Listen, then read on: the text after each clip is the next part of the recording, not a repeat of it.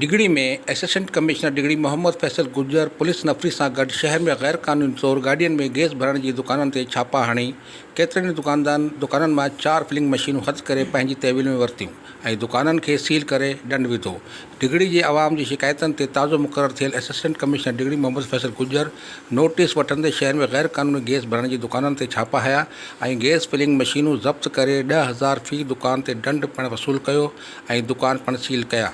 जॾहिं भाण विकिरो कंदड़ दुकानदारनि ते अघनि जी लिस्ट पिणु चेक कई ऐं वधीक मुनाफ़ो भाण जे अघ ते वठंदड़ दुकानदारनि ते 10,000 रुपया पिणु ॾंड विधो। जॾहिं भाण सरकारी रेट ते विकिरो न कंदड़नि दुकानदारनि खे वार्निंग पिणु ॾिनी वई।